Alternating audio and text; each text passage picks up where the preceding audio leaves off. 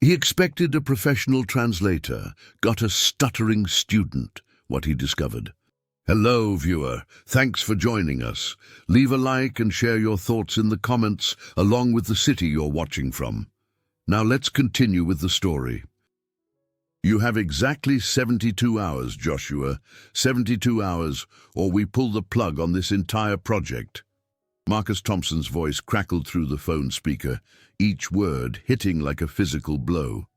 Joshua Croft stared at the blank computer screen that had mocked him for the past 365 days, one full year of creative silence. Marcus, I need more time. The story is there. I can feel it. You've been feeling it for 12 months. The editor's patience had clearly evaporated. The board met yesterday. They're talking about breach of contract. Samuel Hill's novel releases in 6 weeks, and his advance buzz is already killing us. Joshua's jaw tightened at the mention of his former college roommate, Samuel Richard Hill. Once his closest friend, now his most vicious competitor. The man who had turned their friendship into a weapon of professional jealousy. Samuel doesn't have what I have, Joshua said, but his voice lacked conviction. What do you have, exactly? Because from where I sit, you have nothing. No pages, no outline, no story. Nothing but excuses and empty promises. The line went dead. Joshua set the phone down with trembling fingers and turned back to the computer screen. The cursor blinked at him, a digital heartbeat counting down to his professional death. He pushed back from his oak desk and walked to the tall windows overlooking the Connecticut countryside. The mansion had been his sanctuary since inheriting it from his father 8 years ago. Now it felt like a mausoleum, a monument to his creative failure. His reflection stared back from the glass, 38 years old, silver threading through his dark hair prematurely, blue eyes that once sparkled with inspiration, now dull with desperation. When had he become this hollow version of himself? The library called to him, as it always did in moments of crisis. Floor-to-ceiling shelves lined the walls, filled with first editions and rare manuscripts his father had collected over decades. Robert James Croft had been a professor of medieval studies, a man who lived and breathed ancient stories. Joshua's fingers traced the leather spines until he found what he was looking for. The wooden box his father had left him. Inside, wrapped in faded silk, lay 3 leather-bound journals filled with elegant Arabic script. His father had acquired them from an estate sale in Boston, claiming they belonged to a legendary desert queen from the 13th century. The greatest love story never told, his father had whispered on his deathbed. Someone needs to bring her voice to the world. Joshua had dismissed it then as the ramblings of a dying man. But now he wondered if these journals might be his salvation. He opened the first diary carefully. The Arabic script flowed across yellowed pages like poetry frozen in time. He had studied Arabic in college, but these texts were ancient, complex, filled with archaic forms and poetic metaphors that danced just beyond his understanding. His heart raced. This could be it, the story that would save his career. But he needed help, professional help. The irony wasn't lost on him. Joshua Croft, the reclusive author who had avoided human contact for years, now needed another person desperately. His pride warred with his desperation, and desperation won. He opened his laptop and navigated to the university's academic services portal. His fingers hesitated over the keyboard. Asking for help felt like admitting defeat, but defeat was already knocking at his door. The search parameters were specific: Arabic language expert, experienced with historical texts, available immediately, discretion guaranteed. He scrolled through profiles of professors and graduate students, looking for someone who could unlock the secrets of these ancient pages. Time was running out. In 71 hours and counting, his career would be over. 23-year-old Nancy Elizabeth Jensen stared at her laptop screen, her stomach twisting with familiar anxiety. The numbers didn't lie. Tuition due in 2 weeks, rent overdue by 3 days, grocery money non-existent. She pushed a strand of auburn hair behind her ear and glanced around the cramped apartment she shared with two other students. Empty pizza boxes and energy drink cans littered the coffee table, the remnants of another all-night translation session that paid barely enough to keep her afloat. The morning sun streamed through thin curtains, illuminating dust motes that danced like the Arabic letters she'd been translating since 3 in the morning. Her eyes burned, but she couldn't afford to stop. Every freelance job meant another week of survival. Her phone rang, displaying Mom on the screen. "Hi, Mom." "Honey, you sound exhausted. Are you eating properly?" Nancy smiled despite her stress. Helen Jensen worried constantly about her youngest daughter pursuing linguistics while drowning in student debt. Her parents, both high school graduates who had worked double shifts their entire lives to support their daughters' educations, still couldn't understand why Nancy had chosen such an impractical field. "I'm fine, Mum. Just busy with school and work." "Your sister called last night. Rebecca thinks you should consider switching to something more stable. Nursing, maybe, or teaching like me." Nancy closed her eyes. Rebecca, the successful nurse with the perfect husband and adorable daughter, who never missed an opportunity to remind Nancy that passion didn't pay bills. "Mom, I'm graduating in 8 months. I'm not switching now." "I know, sweetie, I just worry. Your father and we want you to be happy, but we also want you to be secure." After the call ended, Nancy returned to her laptop. Her latest freelance assignment was a technical manual for an engineering firm. Dry, boring, but it paid $50 for 2 days of work, hardly enough to make a dent in her mounting expenses. She opened her email, hoping for another small job, and found something that made her heart skip.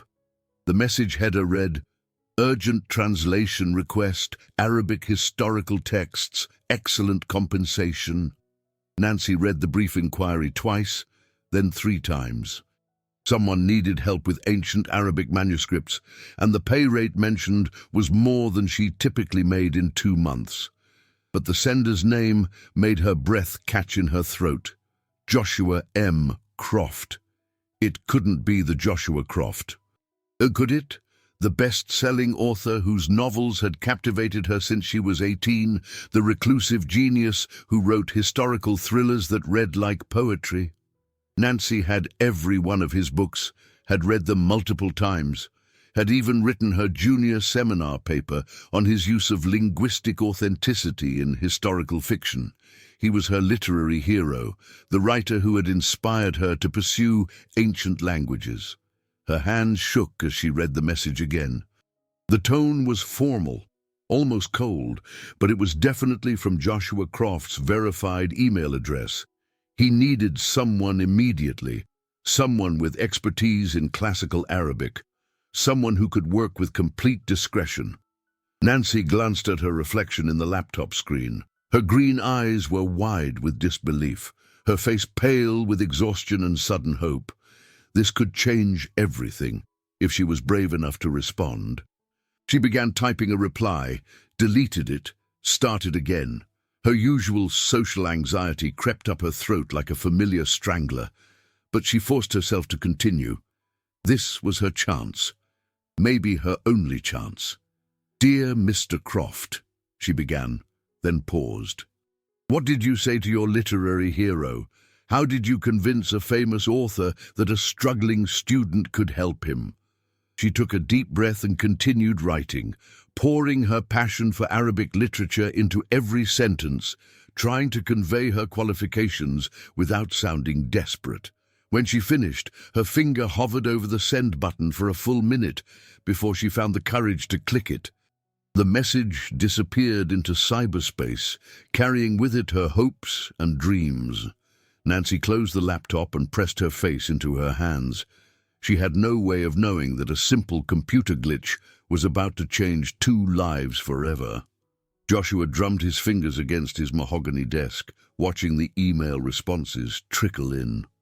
Most were from professors requesting more information about the project, their messages filled with academic jargon and subtle inquiries about compensation. None of them felt right. He needed someone hungry, someone who would pour themselves into this work with the same desperation he felt. His computer chimed with a new message, and he opened it without much hope. But as he read, something stirred in his chest, a spark of interest he hadn't felt in months. The response wasn't from Professor Aldrich, the distinguished scholar he had targeted. Instead, it came from someone named Nancy Elizabeth Jensen, a name he didn't recognize. But her message was different. She wrote about Arabic poetry with the reverence of a worshipper, described the beauty of classical texts with an intimacy that suggested genuine love rather than academic obligation. Her qualifications were impressive for someone so young: fluent in multiple Arabic dialects, specialized study in medieval manuscripts, experience with historical translation. Most intriguingly, she claimed to have read all his novels. Joshua found himself intrigued despite his natural skepticism. He had specifically requested Professor Aldrich. How had this student received his message instead? He checked his sent emails and confirmed he had addressed his request to the correct recipient. Computer glitches happened, he supposed. Perhaps this was fate's way of steering him towards someone who might actually understand what he needed. He reached for his phone before he could second-guess himself. The line rang 3 times before a nervous voice answered. "Hello, Miss Jensen, this is Joshua Croft." The sharp intake of breath on the other end was audible. "Oh, Mr. Croft, I wasn't expecting. Thank you for calling me." Her voice was younger than he had expected, tinged with an anxiety that made her words tumble over each other slightly. But there was warmth there, and genuine excitement. "I received your email regarding the Arabic translation work. Your qualifications are interesting." "Thank you, sir. I mean, Mr. Croft. I've been studying Arabic for 6 years, and medieval texts are my specialty. I've worked on several manuscripts for the university's collection, and you claim to have read my novels." A pause. "All of them, actually. Multiple times. Your portrayal of historical linguistics in the Damascus Chronicles was extraordinary. The way you captured the authentic voice of 12th century Arabic poetry, it was brilliant." Joshua felt a flutter of pride. Most readers enjoyed his stories without noticing the painstaking research that went into every linguistic detail. This young woman had not only noticed, but appreciated the craftsmanship. "Miss Jensen, I should warn you that this project is unusual. The texts I need translated are very old, possibly unique. They require someone with both technical skill and intuitive understanding." "I understand completely. Historical translation isn't just about converting words from one language to another. It's about capturing the soul of the text, the emotional truth behind the ancient words." The passion in her voice decided him. "Would you be available to meet tomorrow? I prefer to discuss such matters in person." Another pause, longer this time. "Yes, absolutely. Where would you like to meet?" Joshua gave her his address, noting her sharp intake of breath when she realized he lived in the exclusive Riverside district. "Is 2 o'clock convenient?" "Perfect. Thank you so much for this opportunity, Mr. Croft. I won't disappoint you." After he hung up, Joshua stared at the phone thoughtfully. There had been something in her voice. Nervousness, yes, but also a hunger that matched his own. Perhaps this unexpected deviation from his plan might work out after all. He had no way of knowing that Nancy Jensen was, at that very moment, crying tears of joy and terror in equal measure, or that she would spend the entire night researching everything she could find about him and his work, preparing for what felt like the most important meeting of her life. The ancient diaries seemed to whisper from their box, as if they knew that tomorrow their centuries-old secrets would begin their journey back into the light. Nancy stood before the imposing iron gates at 2:15 the next afternoon, her hands trembling as she pressed the intercom button. She had arrived exactly on time, but spent 15 minutes in her car, trying to calm her racing heart. Yes, the voice through the speaker was crisp, unmistakably his. "Mr. Croft, it's Nancy Jensen. I'm here for our appointment." The gates swung open silently, revealing a winding driveway that led through perfectly manicured gardens to a mansion that looked like something from a Gothic novel. Nancy's ancient Honda Civic felt embarrassingly out of place as she parked next to a sleek black Mercedes. She gathered her leather satchel, a graduation gift from her parents, and walked toward the imposing front door. Her reflection in the polished brass knocker showed a young woman trying desperately to look professional, hair pulled back in a neat bun, her best blazer over a simple white blouse, sensible shoes that she hoped would help her navigate whatever this meeting might bring. The door opened before she could knock. Joshua Croft was taller than she had imagined, with piercing blue eyes and prematurely silver hair that gave him a distinguished air. He wore a dark sweater over pressed slacks, and his presence filled the doorway with an authority that made Nancy's breath catch. "Miss Jensen." His voice was exactly as she had imagined, cultured, precise, with an undertone of barely contained intensity. "Mr. Croft," she managed, then promptly caught her foot on the threshold and stumbled forward. Joshua's hand shot out to steady her, his fingers gripping her elbow firmly. "Careful!" Nancy's face flamed red. "I'm so sorry. I'm not usually so... I don't typically..." The words tangled in her throat, her nervousness manifesting in the stutter that plagued her whenever she felt overwhelmed. Joshua's eyebrows drew together in a frown. This was not what he had expected. The confident voice from their phone conversation seemed to belong to someone else entirely. "Perhaps you should come in," he said coolly, stepping aside. Nancy followed him through a foyer that soared 2 stories high, past oil paintings that probably cost more than her entire education. Her heels clicked nervously on the marble floor, the sound echoing in the vast space. "Your home is beautiful," she said, then immediately regretted the comment. She was here for business, not to gawk at his wealth. "Thank you." His tone remained formal, distant. "My father was a collector." They entered a library that took Nancy's breath away. Books lined every wall from floor to ceiling, their leather spines creating a tapestry of knowledge that spoke to her soul. The scent of old paper and leather filled her nostrils, the most beautiful perfume in the world. "Please, sit." Joshua gestured to a chair across from his desk. Nancy sat carefully, placing her satchel on her lap like a shield. Joshua moved around the desk and settled into his chair, his blue eyes studying her with an intensity that made her squirm. "Miss Jensen, I'll be frank. Your email was impressive, but your presentation is somewhat different than I expected." Nancy's heart sank. "I know I'm young, but I'm very qualified. I've been translating Arabic texts since my sophomore year, and I have extensive experience with..." "It's not your age that concerns me." His voice cut through her nervous explanation like a blade. "It's your composure. The work I need done requires confidence, precision, authority. I can't have someone who stumbles over their own feet attempting to handle priceless manuscripts." The words hit Nancy like physical blows. She felt tears prick at the corners of her eyes, but she forced herself to sit straighter, to meet his gaze directly. "Mr. Croft, I may be nervous meeting my literary hero, but I assure you that when it comes to my work, I am completely professional and capable. My nervousness in social situations has nothing to do with my academic abilities." Something flickered in Joshua's eyes. "Your literary hero." Nancy's blush deepened. "Your books. They're what made me fall in love with historical linguistics. The way you weave authentic language into compelling narratives. It's extraordinary."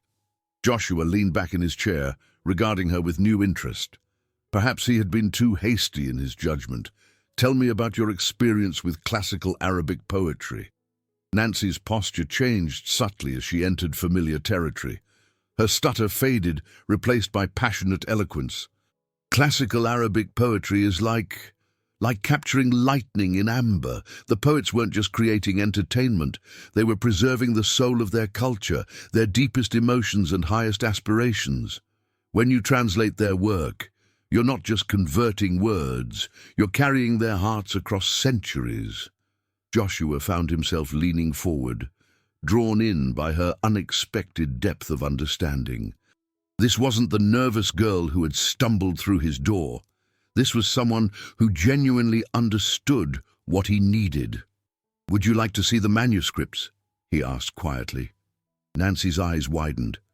"You'd trust me with them?" "Against my better judgment," he admitted. "Yes." Joshua retrieved the wooden box from its place of honor on his desk, handling it with the reverence reserved for sacred objects.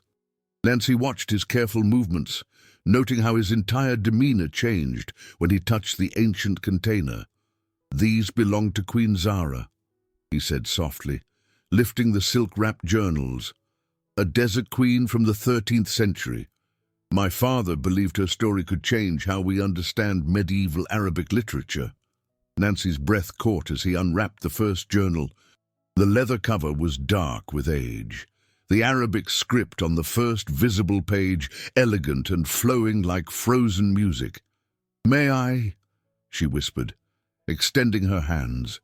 Joshua hesitated, then placed the journal carefully in her palms. Nancy handled it with the same reverence he had shown, her fingers barely touching the ancient pages as she turned them slowly. "Oh," she breathed, her voice filled with wonder. "This isn't just poetry. It's a love story. But not just romantic love. This is about love of life, love of freedom, love of her people." Joshua watched her face as she read, saw the way her green eyes lit up with understanding, the way her lips moved silently as she absorbed the ancient words.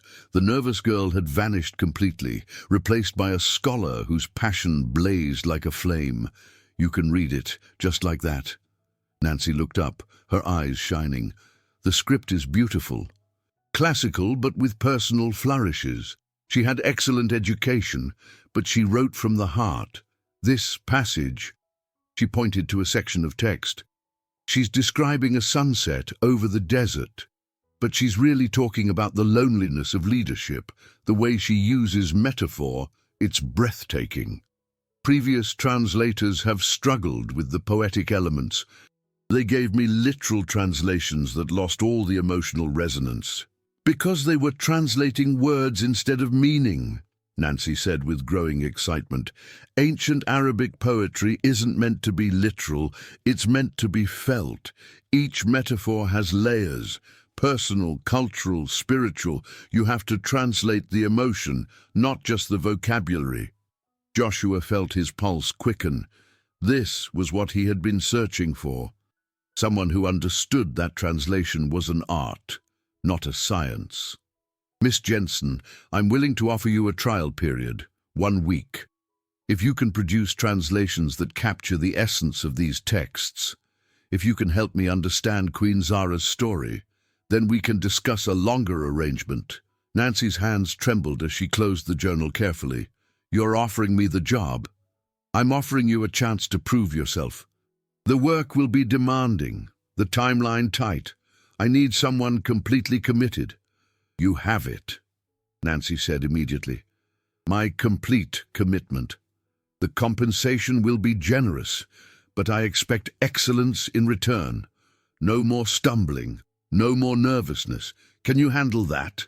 Nancy met his gaze steadily.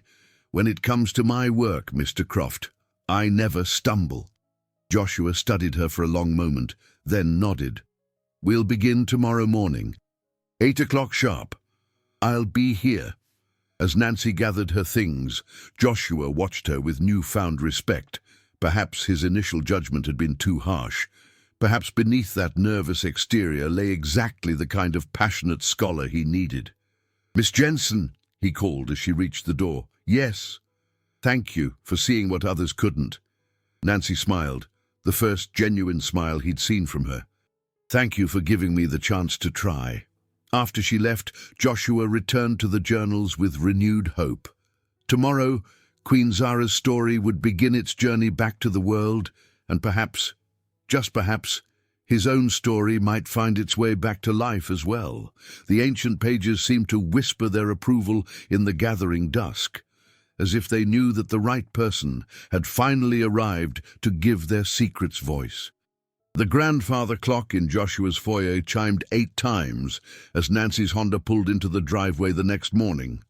Through his study window, Joshua watched her gather her materials with the same careful precision she had shown with the manuscripts the day before. Today she wore a simple navy dress with a cardigan, her hair pulled back in a practical ponytail. She looked younger, less formal, but her movements carried a confidence that hadn't been there during their first meeting. He opened the door before she could ring the bell. Miss Jensen. Punctual. Good morning, Mr. Croft. Her voice was steadier today, the nervous tremor barely perceptible. I brought my own notebooks and reference materials. I hope that's all right. Of course. He gestured her inside. Coffee? Please. Black, if you have it. They settled in his study, the morning sunlight streaming through tall windows and illuminating the journals that lay waiting on his desk. Nancy arranged her materials with methodical care. Notebooks, pencils, a small digital recorder, several reference books on medieval Arabic literature. I've been thinking about Queen Zara all night, she said, accepting the coffee cup he offered. The little I read yesterday. There's something different about her voice, more personal than most historical texts. Joshua sat across from her, cradling his own cup. What do you mean? Most medieval Arabic poetry follows very specific conventions, formal structures, traditional themes, but hers feels more intimate. Like she's writing for herself, not for an audience. A diary rather than literature intended for posterity. Exactly. Nancy's eyes lit up with the same passion he'd seen the day before, which makes it infinitely more valuable. We're not just reading her public face, we're seeing into her private thoughts, her real feelings. Joshua found himself leaning forward, drawn in by her enthusiasm. Can you give me an example? Nancy opened the first journal carefully, turning pages until she found the passage she wanted. Here, a traditional Arabic poet writing about loss would use established metaphors: the withering flower, the dry well, the departed caravan. But Queen Zara writes... She paused, reading silently. She says, "My heart is a garden where only memory grows, and even memory needs rain." That's beautiful. It's more than beautiful. It's real. She's not following conventions. She's creating her own metaphors from her own experience. That takes courage. Joshua pulled out a legal pad and began taking notes. Tell me more. For the next hour, Nancy worked through the first several pages, explaining not just what Queen Zara had written, but why she might have written it that way. She pointed out linguistic choices that revealed education and personality, cultural references that placed the writing in historical context, poetic techniques that showed influence from various Arabic traditions. But more than that, she seemed to understand the emotional landscape of the ancient text. She was lonely, Nancy said softly, closing the journal after translating a particularly poignant passage about desert nights. Powerful, respected, probably feared, but lonely. All this beauty around her, all this responsibility, and no one who really understood her. Joshua felt an unexpected kinship with the long-dead queen. How can you be so certain? The way she describes the palace, it's always empty, echoing, vast. The way she writes about her advisors, with respect but no warmth. And here, Nancy opened to another page. She talks about watching her people from her window, seeing their joy in simple things. Children playing, lovers meeting, families gathering. She's always watching, never participating. The isolation of power. The isolation of being different, Nancy corrected gently. Queen or not, she was a woman who thought deeply, felt deeply, in a world that probably didn't encourage either quality. Joshua set down his pen and studied Nancy's face. Yesterday he had seen a nervous young woman stumbling over her words. Today he was seeing something else entirely. Depth, intuition, a maturity that had nothing to do with age. "You identify with her," he observed. Nancy blushed slightly but didn't deny it. "I suppose I do. The feeling of being different, of seeing the world in ways other people don't understand, of having thoughts and feelings that seem too big for the space you're allowed to occupy. And yet you're here, translating her words, giving her voice to the world." "We're giving her voice to the world," Nancy corrected. "I can translate her words, but you're the one who will shape them into a story people can connect with." Joshua felt something shift in his chest, a warmth he hadn't experienced in months. This wasn't just about finding a translator anymore. This was about partnership, collaboration, the kind of creative connection he hadn't felt since his early days with Samuel, before jealousy had poisoned their friendship. "What do you think her story is?" he asked. "The overarching narrative." Nancy was quiet for a long moment, her fingers tracing the journal's cover gently. I think she loved someone she couldn't have, or maybe she had to choose between love and duty, and she chose duty. These early entries have so much longing in them, so much, what's the word, unfulfilled yearning. A tragic love story, maybe, or maybe a story about the different kinds of love. Romantic love, love of family, love of people, love of ideals. Maybe she had to learn that love isn't always about having someone. Sometimes it's about protecting them, or letting them go, or serving something greater than your own desires. Joshua found himself captivated by her interpretation. In just one morning, Nancy had given him more insight into these texts than months of solitary study had provided. "Miss Jensen, Nancy, would you be willing to work closely with me on this? Not just translating, but helping me understand the story we're trying to tell?" Nancy's smile was radiant. "I would love nothing more." As they bent over the journal together, beginning the painstaking work of bringing Queen Zara's voice back to life, Joshua felt his creative energy stirring for the first time in over a year.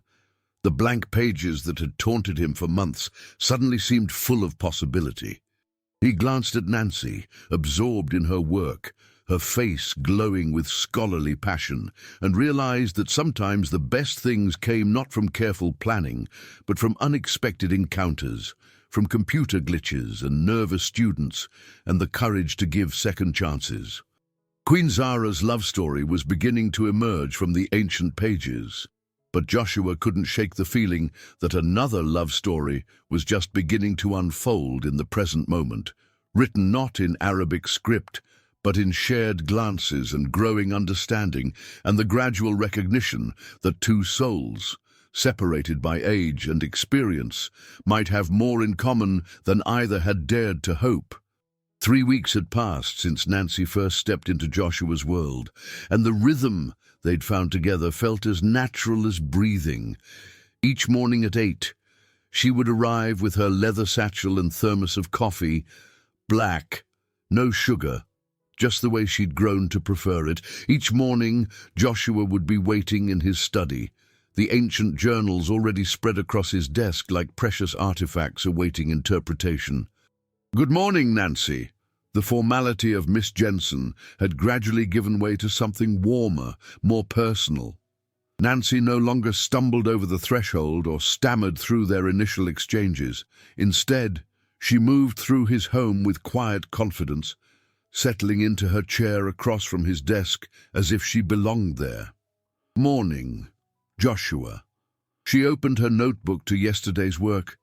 "I've been thinking about Queen Zara's description of the Oasis feast. There's something we missed. Joshua looked up from the manuscript page he'd been studying. Over the past weeks, he'd learned to recognize the particular gleam in Nancy's eyes that signaled a breakthrough. "Tell me." "We translated this passage as 'the music filled the air like water filling a vessel,' but I think we got it wrong." Nancy leaned forward, her finger tracing the elegant Arabic script. "This word here, amtala, it doesn't just mean filled. In this context, with these specific grammatical markers, it means overflowed. So the music overflowed like water overflowing a vessel." "Exactly. Which changes everything about what she's trying to convey. It's not about contained celebration, it's about joy so abundant it can't be contained. Joy spilling over, touching everything around it." Joshua felt that familiar spark of excitement that came when they unlocked another piece of Queen Zara's emotional puzzle. She was describing happiness so complete it transformed the entire space. "A memory of perfect joy," Nancy agreed softly. "Which makes the next passage even more poignant, because we know she's writing this from a place of profound loneliness." They worked in companionable silence for the next hour, Nancy translating passages while Joshua crafted them into narrative prose. The process had become a dance between them. She would capture the essence of Queen Zara's words, and he would weave them into a story that sang with both ancient wisdom and modern resonance. "Nancy," Joshua said during their mid-morning break, "I owe you an apology." She looked up from her tea, surprised. "For what?" "That first day, I judged you before I knew you. I nearly sent you away because you didn't fit my preconceived notion of what a qualified translator should look like." A soft smile played at the corners of Nancy's mouth. "You mean because I face-planted in your foyer?" "Among other things." Joshua's own smile was rueful. "I've spent so many years in isolation that I'd forgotten how to see people, really see them. I only saw your nervousness, not your brilliance, your youth, not your insight." "We all make assumptions," Nancy said gently. "I assumed you'd be this cold, intimidating genius who would never have patience for someone like me. Someone like you. Young, inexperienced. Someone who gets tongue-tied around people she admires." Joshua set down his coffee cup and studied her face. "Nancy, you're one of the most gifted people I've ever worked with. Your understanding of these texts, it goes beyond technical knowledge. You have intuitive wisdom about human nature, about love and loss, and the complexities of the heart." Nancy felt warmth spread through her chest. "Thank you. That means more than you know." Their eyes held for a moment longer than necessary, and Nancy felt something shift in the air between them, something that had nothing to do with ancient manuscripts and everything to do with the present moment. Joshua cleared his throat and returned to his notes. "We should get back to work. Marcus will want to see progress by Friday." But as they bent over Queen Zara's journals once again, Nancy couldn't shake the feeling that something important had just happened. Something that had less to do with apologies and more to do with the way Joshua had looked at her when he called her gifted, as if he was seeing her not just as his translator, but as a woman worthy of admiration. The afternoon sun slanted through the study windows, casting golden patterns across the pages where a 13th-century queen had once poured out her heart. And in that same golden light, two modern hearts began to recognize something that neither was quite ready to name. "You're glowing," Dr. Patricia Morgan observed as Nancy settled into the chair across from her office desk. "Positively radiant. This translation project is obviously agreeing with you." Nancy felt heat rise in her cheeks. "It's fascinating work. The texts are incredible. And Mr. Croft, Joshua, he's an amazing collaborator." Dr. Morgan raised an eyebrow. "Joshua now, is it? How quickly professional relationships evolve. It's not, we're not," Nancy stammered, then caught herself. "We're working well together. That's all." "Nancy, dear, I've been teaching for 28 years. I know the difference between academic enthusiasm and something more personal. You practically float when you talk about this project." Nancy twisted her hands in her lap. "Is it that obvious?" "Only to someone who cares about you." Dr. Morgan's expression grew gentle. "Tell me about him. Not the famous author. The man you're working with every day." Nancy was quiet for a moment, gathering her thoughts. "He's not what I expected. When I first met him, he seemed so cold, so arrogant, but that was just protection, I think. Underneath, he's lonely and kind. And when he talks about writing, about stories and language and the power of words to connect people across centuries, he transforms." "And how does he treat you?" "Like an equal," Nancy said without hesitation.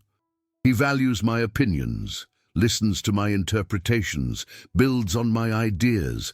I've never felt so intellectually respected before." Dr. Morgan nodded slowly. "That's powerful, especially for someone your age, feeling truly seen and valued by someone you admire." "Am I being foolish?" Nancy asked. "He's 15 years older, he's successful and famous, and I'm just a graduate student who can barely pay her bills." "Nancy, listen to me carefully, Doctor." Morgan leaned forward. "Those external differences, age, money, status, they matter less than you think. What matters is how he treats you, how he makes you feel about yourself, whether he brings out your best qualities or tries to diminish them." "He brings out my best," Nancy whispered. "When I'm with him, when we're working together, I feel like the person I always hoped I could become." "Then trust that feeling. But also trust yourself to maintain your own identity, your own goals. Don't lose Nancy Jensen in the reflection of Joshua Croft's approval." That evening, Nancy called her sister Rebecca from her apartment. "You sound different," Rebecca said immediately. "Happier, less stressed. The translation job is going really well." "Is that all?" Rebecca's nurse instincts were finely tuned to reading between the lines. "Nancy, is there something you're not telling me?" Nancy curled up on her small sofa, cradling the phone. "What would you say if I told you I was falling for someone completely inappropriate?" "I'd say that sounds exactly like something you would do," Rebecca said with affectionate exasperation. "Tell me about him." So Nancy did. She told Rebecca about Joshua's initial coldness and gradual warmth, about their shared passion for Queen Zara's story, about the way her stutter disappeared when they worked together, about feeling intellectually cherished for the first time in her life.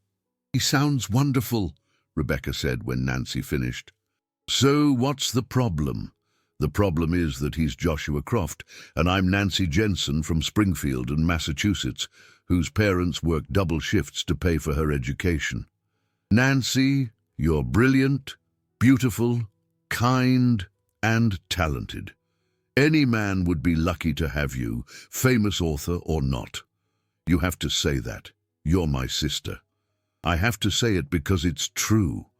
Rebecca's voice grew firm. "Don't you dare sell yourself short. If this man has any sense at all, he knows exactly how fortunate he is to have found you." After the call ended, Nancy sat in her quiet apartment, thinking about Dr. Morgan's advice and Rebecca's encouragement. Outside her window, the university campus was settling into evening routines. Students heading to the library, couples walking hand in hand, the comfortable rhythms of academic life.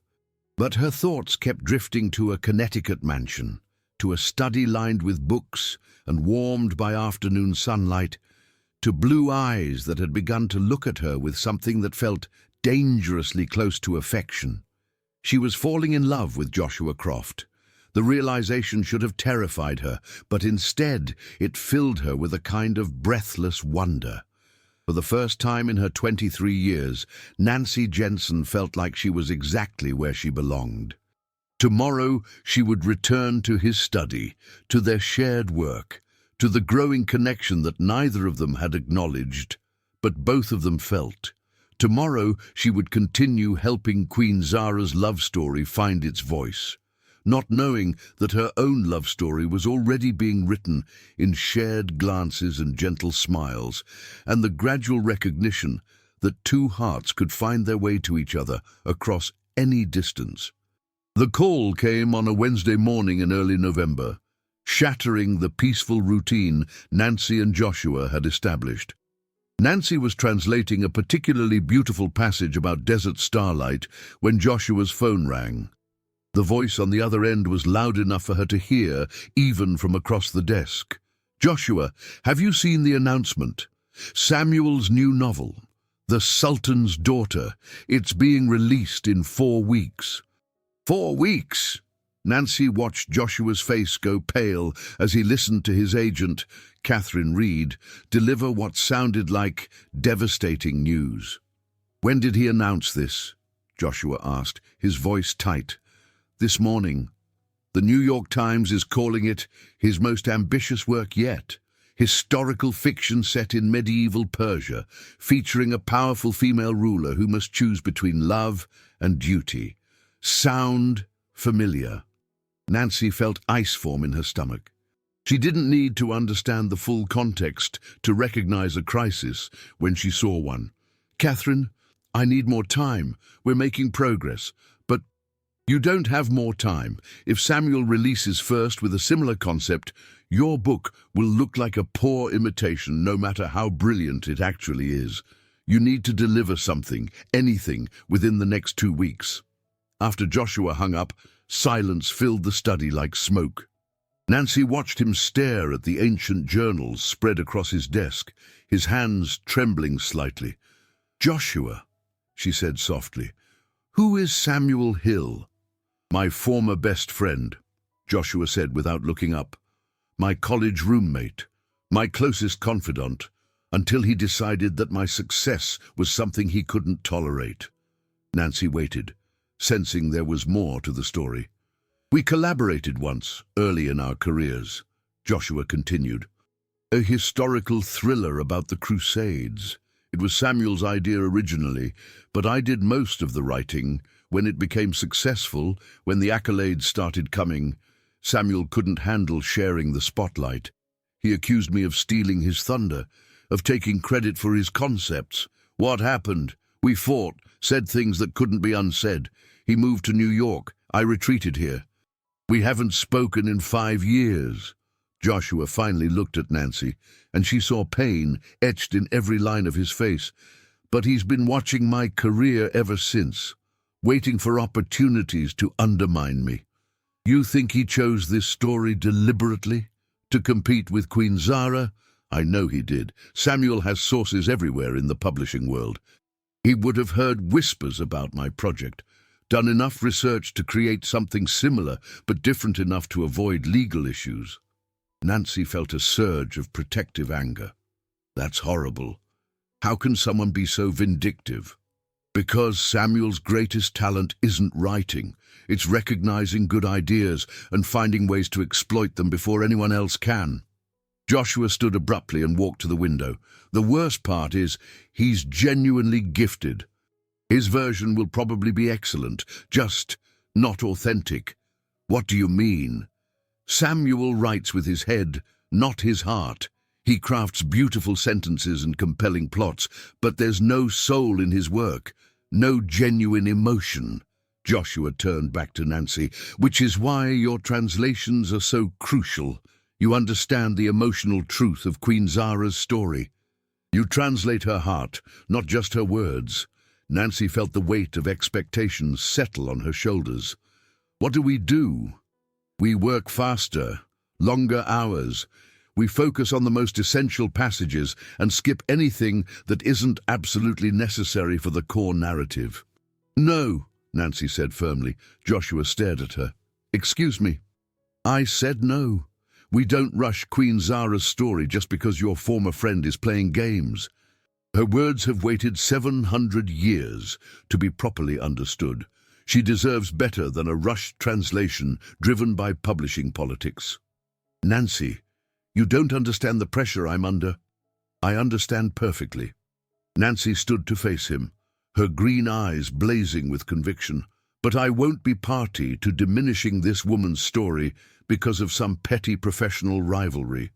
Queen Zara was a leader, a poet, a woman of substance. She deserves to be presented with the dignity and authenticity she would have demanded in life. Joshua felt a mix of frustration and admiration wash over him. Nancy's integrity was absolute, even when it meant challenging him directly. "So what do you suggest?" he asked. "We continue working at our current pace. We produce something genuine and beautiful and true. And if Samuel Hill's book comes out first, then readers will be able to tell the difference between authentic storytelling and calculated manipulation." "That's a tremendous gamble with my career." "Yes," Nancy agreed quietly. "It is, but the alternative is compromising everything that makes this story special. Is professional survival worth sacrificing artistic integrity?"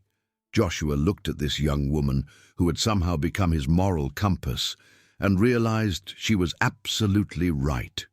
Queen Zara's story deserved to be told properly, regardless of external pressures. 2 weeks, he said finally. "We maintain our standards, but we focus intensively. Can you handle longer days?" "Whatever it takes," Nancy promised. But as they returned to their work, both of them felt the weight of mounting pressure. The peaceful sanctuary they had built together was under siege, and neither of them knew if their growing partnership would survive the coming storm. The longer days Nancy had promised became 14-hour marathons that stretched well into the evening. By the end of the first week, she was practically living at Joshua's mansion, staying until nearly midnight each night and returning before dawn each morning. "You look exhausted," Joshua observed one evening, as Nancy rubbed her tired eyes. They had been working since 6 that morning, breaking only for hurried meals and brief walks through his garden. "I'm fine," Nancy insisted, though her voice betrayed her fatigue. "When was the last time you went home, really went home, not just to shower and change clothes?" Nancy had to think about it. "Sunday, I think.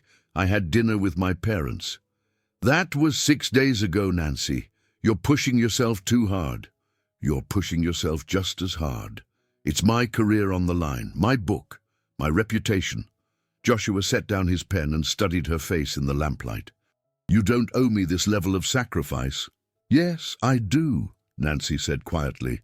"This story, it's become mine too. Queen Zara's voice is in my head now. Her emotions are in my heart. I can't abandon her any more than you can." Joshua felt something twist in his chest, a recognition of how deeply Nancy had become invested not just in the work, but in his success. When had her well-being become so important to him? When had her presence become essential to his daily happiness?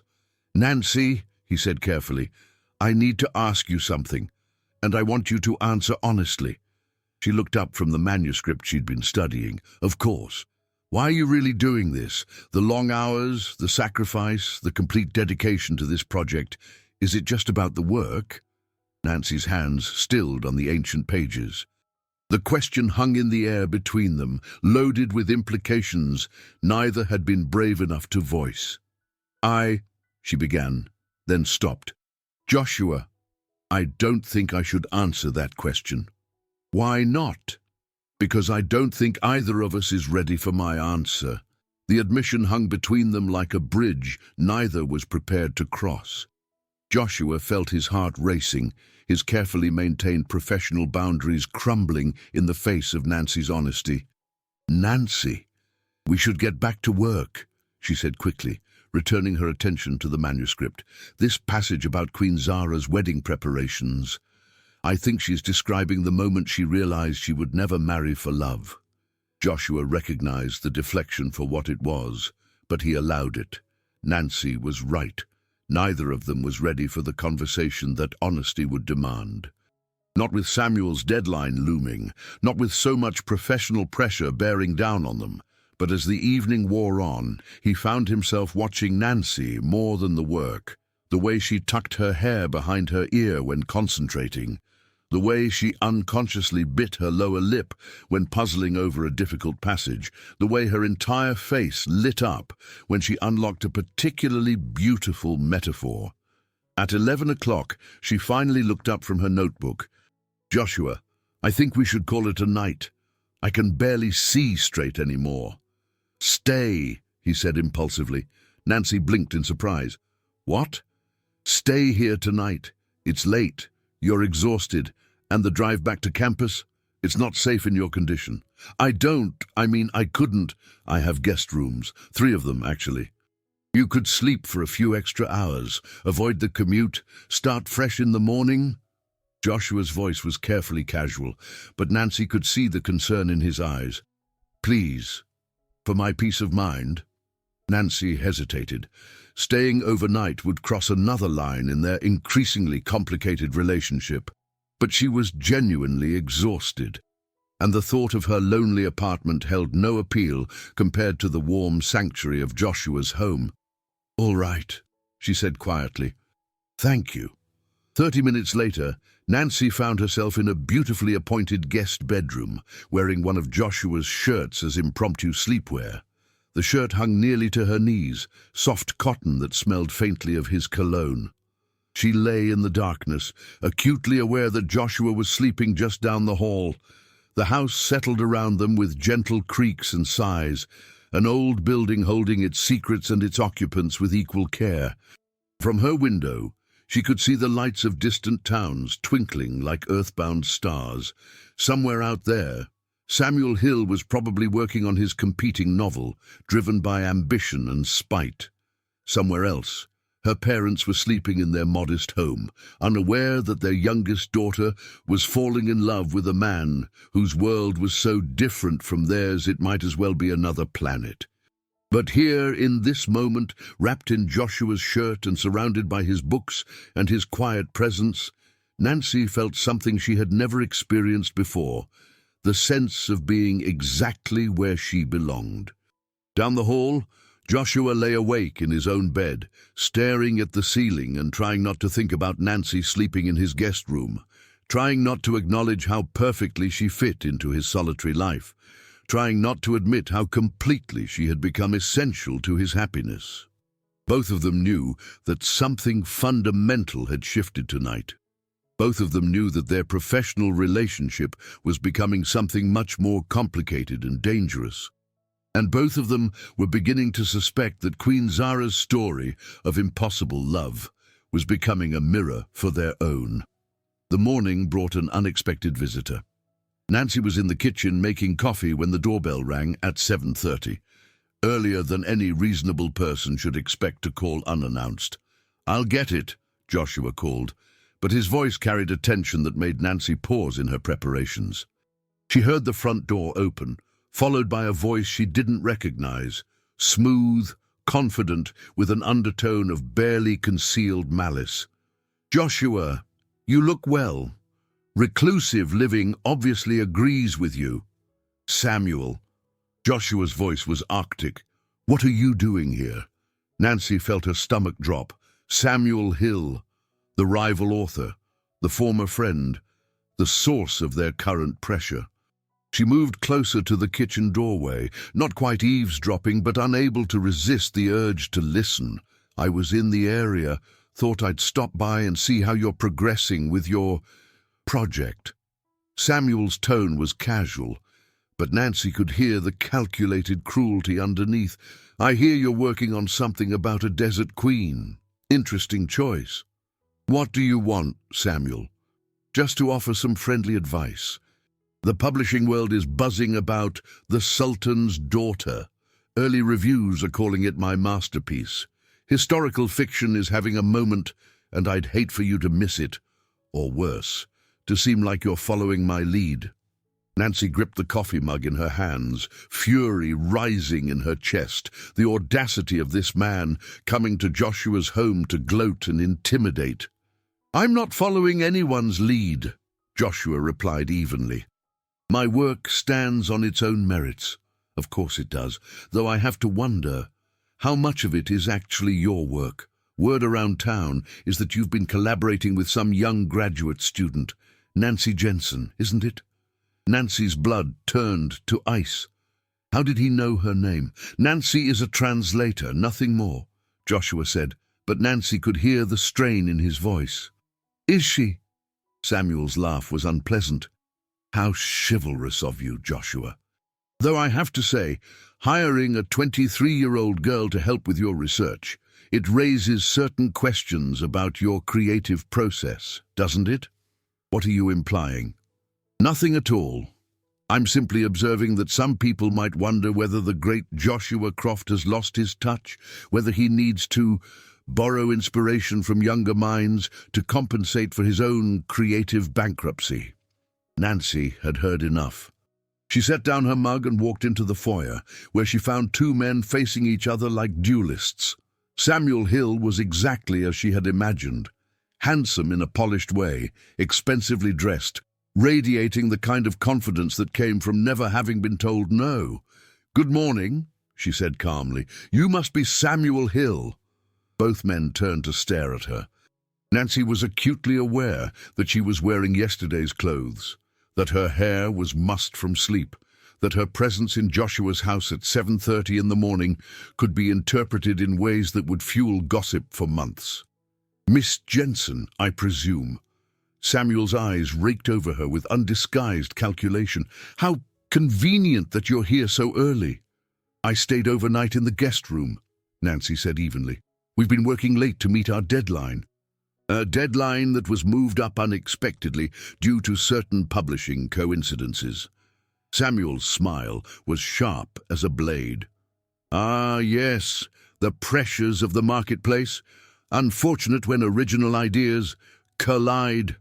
Original ideas. Nancy stepped forward, her green eyes blazing.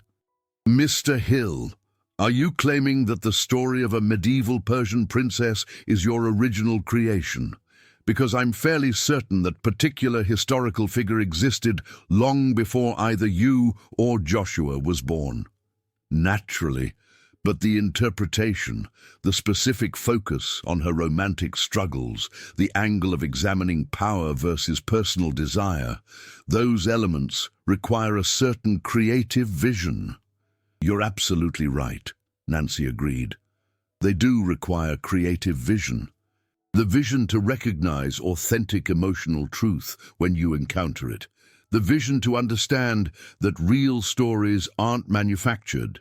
They're discovered, and the vision to know the difference between inspiration and exploitation." Samuel's polished composure flickered. "Miss Jensen, you seem very invested in defending Mr. Croft's work. One might wonder about the nature of your professional relationship." "One might wonder about many things," Nancy replied coolly. "For instance, one might wonder what kind of man shows up uninvited at 7:30 in the morning to intimidate a colleague, or what kind of author needs to sabotage other people's work instead of trusting in his own talent." Joshua watched this exchange with a mixture of horror and admiration. Nancy was holding her own against Samuel's calculated cruelty, but he could see the cost of her defiance in the slight tremor of her hands. "Nancy," he said quietly, "you don't need to—" "Yes, I do," she interrupted, her gaze never leaving Samuel's face. "Because this isn't just about publishing competition or professional rivalry. This is about respect. Respect for the work we're doing, respect for the story we're trying to tell, and respect for the woman whose voice we're trying to preserve." Samuel's expression hardened. How touching. The graduate student has opinions about artistic integrity. He turned to Joshua. "I hope you know what you're doing, old friend. In my experience, mixing business with personal attachments rarely ends well." "Get out," Joshua said quietly. "I beg your pardon." "Get out of my house, now." Samuel's smile returned, cold and satisfied. "Of course, I've said what I came to say." He moved toward the door, then paused. "Oh, and Joshua, you might want to be careful about your young friend's reputation. People are starting to talk, and not everyone will be as understanding as I am about your working relationship."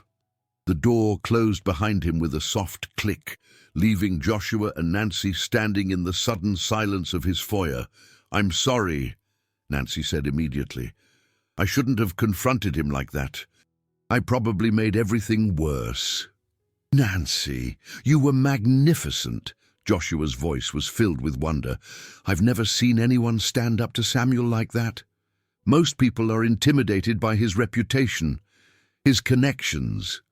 Well, I'm not most people." Nancy's hands were shaking now that the confrontation was over.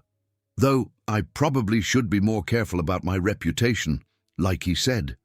"Your reputation is spotless," Joshua said firmly. "Don't let Samuel's insinuations make you doubt that." But as they returned to the study to resume their work, both of them knew that something had changed. Samuel's visit had brought the outside world crashing into their private sanctuary, complete with its judgments and assumptions and cruel calculations. The pressure they felt was no longer just about deadlines and competition. Now it was personal and far more dangerous than either of them had imagined. By the end of November, the strain was showing on both of them. Nancy had moved her few belongings into Joshua's guest room on a semi-permanent basis, and their 14-hour workdays had become the norm rather than the exception. The manuscript was nearly complete, but at a cost neither had anticipated. Nancy's stutter had returned with a vengeance, triggered by exhaustion and stress. Joshua's temper, usually well-controlled, had grown short and unpredictable. They snapped at each other over small disagreements, then immediately apologized, caught in a cycle of pressure that neither knew how to break. "This translation doesn't capture the emotional nuance," Joshua said tersely, reviewing Nancy's work on a particularly complex passage. "Queen Zara is expressing regret here, but your version reads like resignation." "I've translated that passage 4 different ways," Nancy replied, her voice tight with fatigue. "Each time you find something wrong with it. Maybe the problem isn't my translation. Maybe the problem is that you can't decide what you actually want." Joshua looked up sharply. "Excuse me. You heard me. You're so focused on perfection, on making every word absolutely flawless, that you've lost sight of the bigger picture. We're telling a story, Joshua, not writing a dissertation. This story needs to be perfect. It needs to be unassailable. Because when Samuel's book comes out, every critic in the country is going to be comparing them, looking for reasons to dismiss our work as inferior. And what if they do?" Nancy stood abruptly, her notebook falling to the floor. "What if some critics prefer Samuel's version? Does that invalidate everything we've worked for? Does that mean Queen Zara's real story isn't worth telling? You don't understand the pressure I'm under." "I understand perfectly." Nancy's voice rose, her stutter making the words stumble together. "You're so terrified of being seen as second best that you're willing to sacrifice everything that makes this story special. Your artistic integrity, your peace of mind, your—" She stopped abruptly, her face flushing red. "My what?" Joshua demanded. "Nothing. Forget it." "No. Finish what you were saying." "My what?" Nancy looked at him with eyes that suddenly brimmed with tears. "Your capacity to trust people. Your ability to accept help without questioning everyone's motives.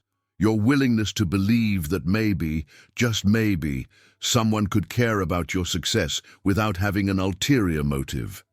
Joshua felt the words hit him like physical blows. "What are you talking about?" "I'm talking about the way you've been looking at me lately, like I'm another Samuel, waiting for the right moment to betray you, like my presence here is some elaborate scheme to what? Steal your ideas, sabotage your career, sleep my way to academic success." "I never said—" "You didn't have to say it. It's written all over your face every time someone mentions our working relationship. Every time you introduce me as just the translator. Every time you remind me that this is your book, your story, your career on the line." Joshua stared at her, seeing his own fears reflected in her tear-filled eyes. When had he become so suspicious, so defensive? When had he started treating Nancy like a potential enemy instead of the partner she had proven herself to be? Nancy, save it. She wiped her eyes with the back of her hand. I know exactly what I am to you. A convenient tool, a means to an end. Someone skilled enough to be useful, but young enough to be controllable. That's not true, isn't it? Nancy's laugh was bitter. Then why haven't you put my name on the book? Why am I listed as a research assistant instead of a co-translator? Why do you introduce me to your agent and editor as someone who helped with the Arabic instead of someone who made this entire project possible? Joshua felt the ground shifting beneath his feet. Nancy was right about all of it. He had been protecting himself, maintaining control, making sure that no one could accuse him of depending too heavily on outside help. In doing so, he had diminished Nancy's contributions and dismissed her worth.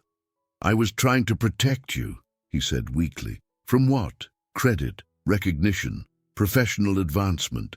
Nancy gathered her notebooks with trembling hands. No, Joshua, you were protecting yourself from having to admit that you needed me, from having to acknowledge that this book, our book, is as much mine as it is yours.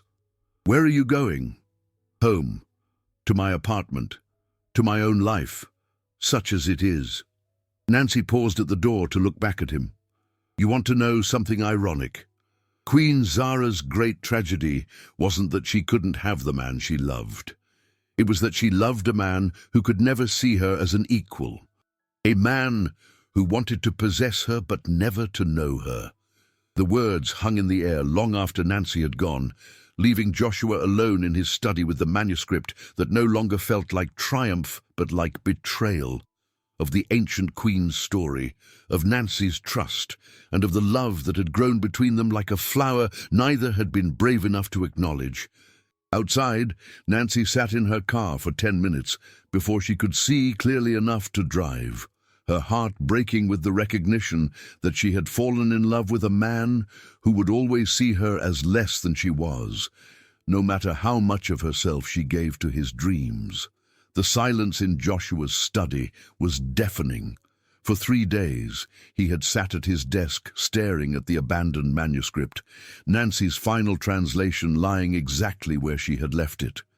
Her handwriting filled the margins with notes he was only now beginning to understand, insights that went far beyond simple linguistic conversion.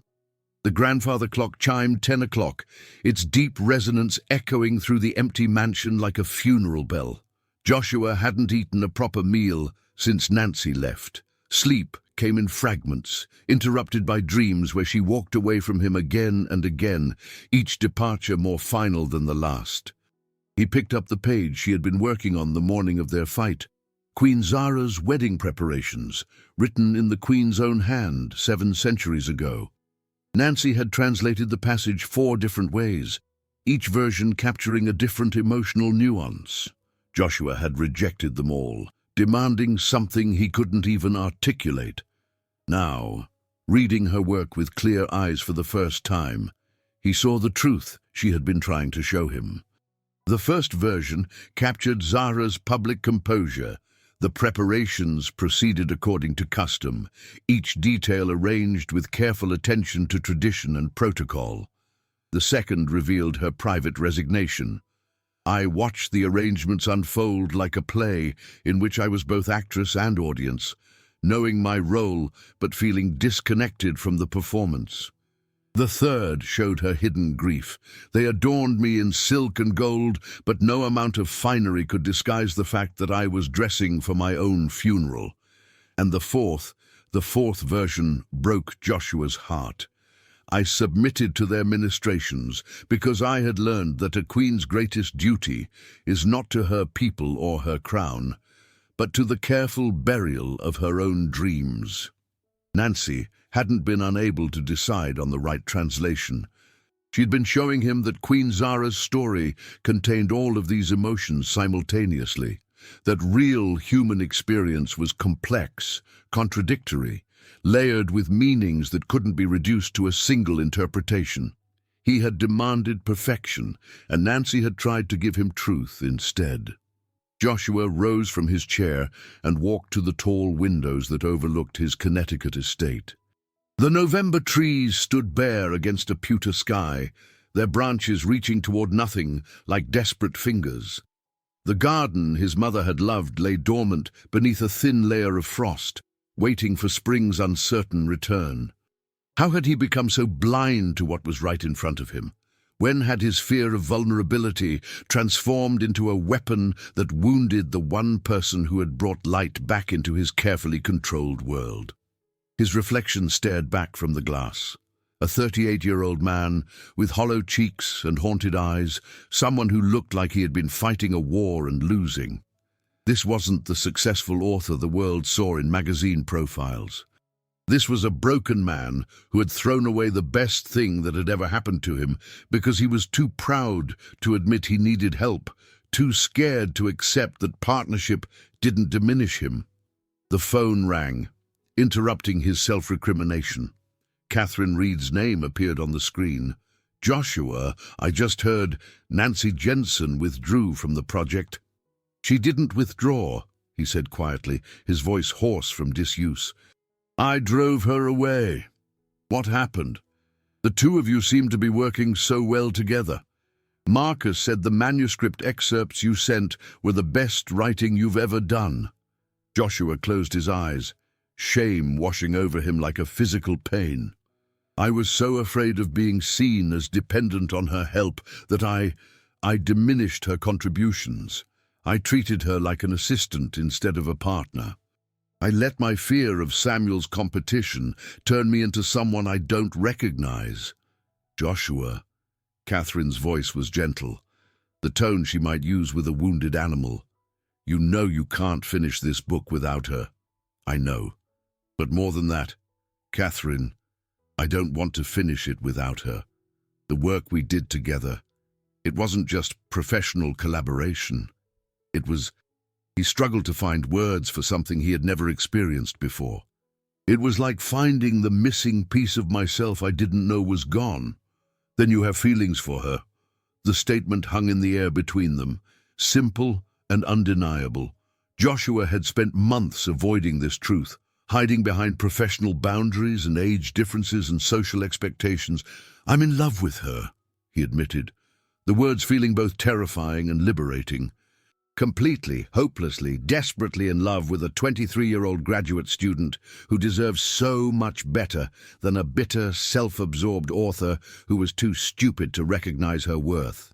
"Joshua, listen to me carefully. Real love, the kind that lasts, the kind that transforms you. It's not about deserving. It's about recognition and choice. You've recognized what you lost. Now you have to choose what you're willing to do to get it back." "I don't think I can. The things I said, the way I made her feel..." Joshua's voice broke. "I convinced her she wasn't good enough, Catherine. I took this brilliant, passionate, generous woman and made her doubt her own worth. How do you come back from that? You start by admitting your mistakes, publicly, completely. You make sure the world knows what she contributed to your work, and you do it whether she forgives you or not." After the call ended, Joshua returned to Nancy's translation. He read every word she had written, saw every insight she had offered, understood finally the brilliant mind he had been privileged to work beside. She hadn't just translated Queen Zara's words. She had channeled the ancient queen's soul, bringing her to life across the centuries with such authenticity that Joshua felt he could reach out and touch the desert monarch's pain. Nancy Jensen wasn't just gifted, she was extraordinary, a scholar whose intuitive understanding of human nature transcended academic training, a woman whose capacity for empathy allowed her to resurrect the emotional truth of people who had been dead for 700 years. And he had thrown her away because his pride couldn't accept what his heart had known from the beginning. He needed her not just for her skills, but for her wisdom, her passion, her ability to see beauty in imperfection. He opened his laptop and began to write, not Queen Zara's story, but his own, a letter he would probably never send, pouring out his regret, his recognition, his desperate hope that somehow he might find a way to earn Nancy's forgiveness. "Dear Nancy," he typed, then stopped. "How did you apologize for destroying someone's faith in themselves? How did you ask forgiveness for wounds that might never heal?" He tried again. "Nancy, I know I have no right to contact you after what I said, what I did, what I failed to understand. But I need you to know that every word of Queen Zara's story bears your fingerprints, your heart, your brilliant mind. You weren't just my translator. You were my teacher, showing me truths about love and loss and human complexity that I was too arrogant to see." The words poured out of him like a confession, pages of recognition and regret and desperate love. He wrote about the mornings when her arrival had made his empty house feel like a home, about the way her eyes lit up when she discovered a particularly beautiful passage, about the gradual recognition that her presence had become more essential to him than his own success.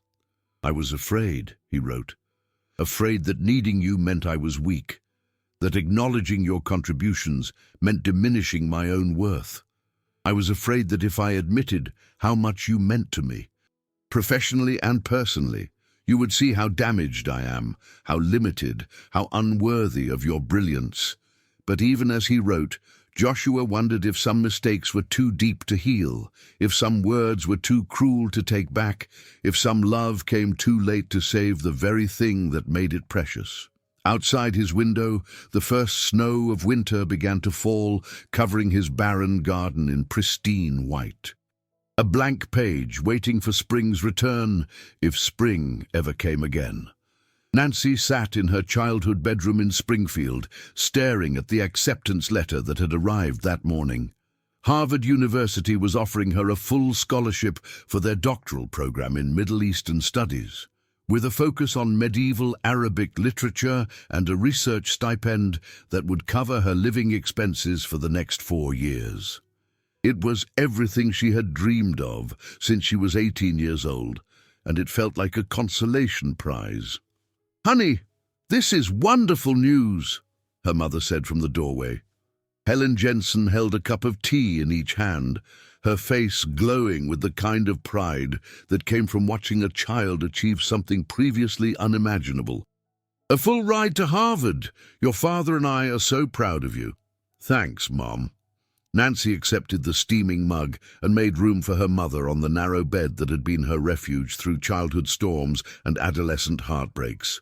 "It's a great opportunity." "You don't sound very excited." Helen settled beside her daughter, studying Nancy's face with the practiced eye of someone who had been reading her moods for 23 years. "This is Harvard, sweetheart. The dream you've been working toward since you were in high school." Nancy sighed, leaning against her mother's shoulder the way she had as a child when the world felt too overwhelming to navigate alone. "I am excited, Mom. Really, it's complicated." "The translation job? With that famous author?" Nancy had told her parents only the bare minimum about her work with Joshua. That it had been educational, that it had ended unexpectedly due to creative differences, that she was taking some time to figure out her next steps. She hadn't mentioned the long days that had felt like the most meaningful work of her life, the growing connection that had made her believe she might be falling in love, or the devastating moment when she realized that love wasn't enough to overcome the fundamental inequality he saw between them. "Mom," Nancy said quietly, "what would you do if you loved someone who couldn't see you as an equal?" Helen Jensen was quiet for a long moment, sipping her tea thoughtfully.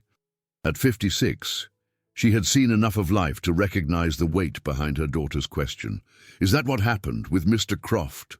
Nancy nodded, not trusting her voice to remain steady. "Oh, sweetheart." Helen's arm tightened around her daughter, the gesture carrying decades of comfort and unconditional love. Real love, the kind that lasts, the kind that builds something lasting. It doesn't diminish you, it makes you more yourself, not less. I thought it was real, Nancy whispered, tears finally spilling down her cheeks. The way he looked at me when we were working together, the way he valued my ideas, the way he made me feel like I was contributing something meaningful. I thought he was finally seeing me for who I really am.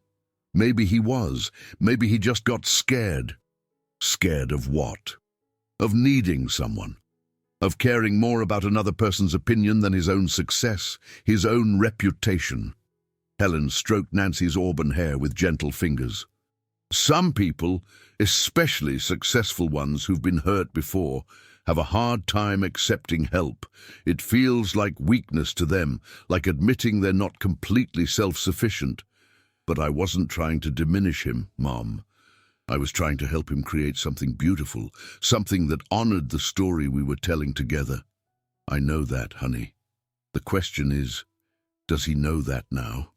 Nancy pulled back to look at her mother's kind, weathered face. Does it matter? Even if he realizes his mistake, how could I trust him again? How could I believe that he wouldn't do the same thing the next time he felt threatened or insecure? You can't, Helen admitted with the brutal honesty that came from 30 years of marriage to a good but imperfect man. Trust isn't something you can guarantee, Nancy, but that doesn't mean people can't change. They can learn from their mistakes if the cost of not changing is losing something precious enough to fight for. That evening, Nancy walked through the familiar streets of downtown Springfield, past the bookstore where she had first discovered Joshua's novels as a teenager, past the coffee shop where she had spent countless hours studying Arabic grammar, past the library where she had first dreamed of becoming a scholar worthy of respect. Everything looked smaller than she remembered, as if her months in Joshua's world had changed her perspective permanently. The girl who had left Springfield 6 months ago no longer existed. In her place stood a woman who had discovered her own worth through the crucible of professional collaboration and personal heartbreak. She found herself standing before the window of Morrison's Books, where Joshua's novels occupied a place of honor in the local authors section. She pulled out her phone and Googled his name, something she had avoided doing since their fight. The first result was a recent interview in Publishers Weekly. Acclaimed author Joshua Croft discusses his upcoming novel and the collaboration that changed his perspective on storytelling. Nancy's heart stopped. With trembling fingers, she opened the article. The Desert Queen's heart represents a departure from my previous solo work. The article quoted Joshua as saying, "This book exists because of my collaboration with Nancy Jensen, a brilliant scholar whose understanding of medieval Arabic literature surpassed my own from the first day we worked together. Her insights didn't just inform the translation, they shaped the entire emotional landscape of the story." Nancy read the interview twice, looking for the usual subtle diminishments, the careful language that would protect Joshua's reputation while offering her token credit. Instead, she found something she had never expected, complete unqualified acknowledgement of her contribution. "Miss Jensen isn't just a translator," the interview continued. "She's a storyteller in her own right. Someone who understands that historical fiction isn't about imposing modern sensibilities on ancient people. It's about recognizing the timeless elements of human nature that connect us across centuries." Her work on this project has been transformational, both professionally and personally. The final paragraph made Nancy's hands shake. When asked about his collaboration with the young scholar, Croft became visibly emotional. "Nancy Jensen reminded me why I became a writer in the first place," he said. "Not for accolades or bestseller lists, but for the joy of bringing forgotten voices back to life. She taught me that the best stories come not from individual genius, but from the recognition that we all have something valuable to contribute to the human narrative." Nancy closed the article and sat down heavily on a nearby bench. Joshua had given her full credit, publicly and professionally, in one of the most important literary magazines in the country. But more than that, he had acknowledged something she had begun to doubt herself, that her contribution had been meaningful, transformational, worthy of recognition. Her phone buzzed with a text from Rebecca. "Saw the Harvard news on Facebook. So proud of you. When do you start?" Nancy stared at the phone, thumb hovering over the keyboard. She could accept Harvard's offer, move to Cambridge, start over completely. It would be safe, predictable, free from the complications of loving someone who had hurt her so deeply but who might, just might, have learned from his mistakes. Or she could do something that terrified and exhilarated her in equal measure.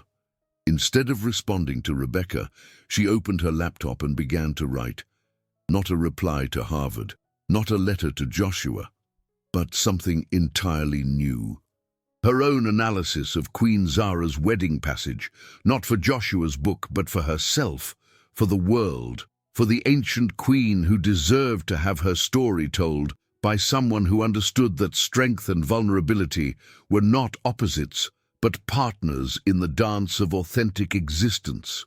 If Joshua thought he could finish Queen Zara's story without understanding her heart, let him try. Nancy would tell the world what the Desert Queen was really saying, and let people judge for themselves which interpretation rang with truth and which merely echoed with technical competence. She was done being dismissed, done accepting less than she deserved, done hiding her light to make others comfortable. Nancy Jensen had found her voice at last, and she intended to use it, whether or not Joshua Croft was listening. The snow that had been threatening all day finally began to fall, covering Springfield in a blanket of pristine white. Somewhere in Connecticut, Joshua was probably sitting in his study, working on their manuscript alone. Somewhere in New York, publishers were preparing for Samuel Hill's book launch, confident in the commercial success of calculated storytelling.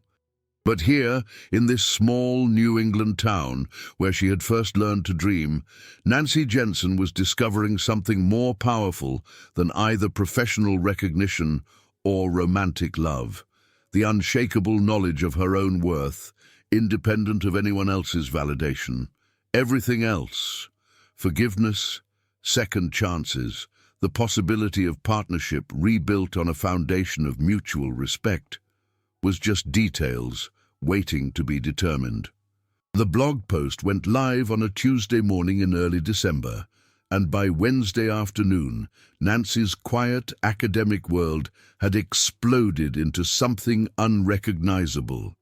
She had submitted her independent translation of Queen Zara's wedding passage to Medieval Voices, a respected online journal dedicated to historical literature that typically attracted a few hundred specialized readers. Graduate students, professors, medieval history enthusiasts with more passion than public influence. Nancy had expected perhaps 500 views, a handful of comments from fellow scholars, maybe a line on her academic curriculum vitae that would help with future fellowship applications. She did not expect the email that arrived Wednesday afternoon from Dr. Amelia Richardson, chair of Harvard's Middle Eastern Studies Department, or the flood of messages that followed from universities, publishers, and media outlets she had never imagined would take notice of her work. "Miss Jensen," Dr. Richardson's email began, "I have just read your translation work on the Medieval Voices blog, and I must tell you, it is extraordinary. Possibly the most insightful interpretation of classical Arabic poetry I have encountered in 28 years of scholarship. Your understanding of the emotional and psychological landscape of the text goes far beyond technical translation. You have captured something essential about human nature that transcends historical periods. Would you be available for a phone conversation at your earliest convenience?" Nancy stared at the email, then at the view counter on her blog post. Somehow, in 36 hours, her translation had garnered over 15,000 views and been shared across multiple academic networks, social media platforms, and literary blogs. Comments poured in from readers around the world, many of them noting the stark contrast between her emotionally rich interpretation and what they described as the technical but soulless translations they were used to encountering in academic settings. The phone rang an hour later. "Miss Jensen, this is Dr. Richardson from Harvard. I hope you don't mind my calling directly." "Of course not. Thank you for reading my work, Professor Richardson. Your email was incredibly generous. My dear, I didn't just read your work. I devoured it. I've shared it with colleagues at Yale, Princeton, Columbia. We're all saying the same thing. Your interpretation of Queen Zara's emotional complexity is remarkable. But more than that, your translation technique, the way you capture not just the literal meaning, but the psychological and spiritual landscape of the text, it's revolutionary." Nancy felt heat rise in her cheeks. This was Dr. Amelia Richardson, whose textbooks she had studied as an undergraduate, whose scholarly reputation was legendary in medieval studies circles. "Thank you. That means more than I can express, coming from you. I understand you've been accepted to our doctoral program for next fall. I'm calling to offer you something additional.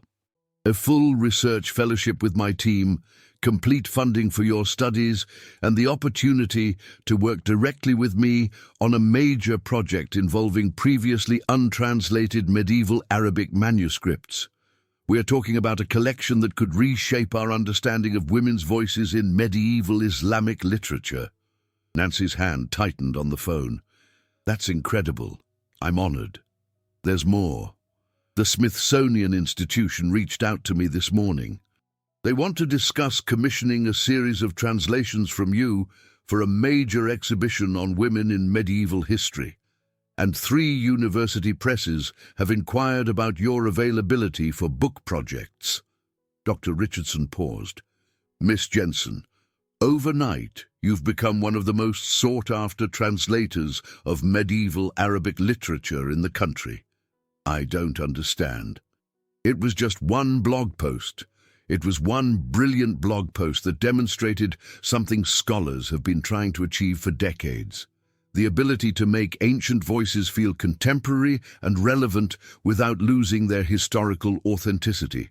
You found a way to translate not just words, but souls." Dr. Richardson continued. "I hope you won't think me presumptuous, but I have to ask, are you by any chance working with Joshua Croft on his upcoming novel about a medieval queen?" Nancy's heart stopped. "Why do you ask?" "Because the manuscript you translated, the voice, the specific historical details, the particular emotional insights, they match perfectly with rumors I've been hearing in literary circles about Croft's new project. The publishing world has been buzzing about his collaboration with a young scholar, though no one seemed to know who she was." Dr. Richardson's voice grew warm. "If you're involved with his book, Miss Jensen, you should know that based on what I've read from you, your contribution appears to be the heart and soul of the entire work." After the call ended, Nancy sat in her childhood bedroom, staring at her laptop screen where new emails continued to arrive every few minutes. In less than 48 hours, her independent work had opened doors she had never dared to imagine.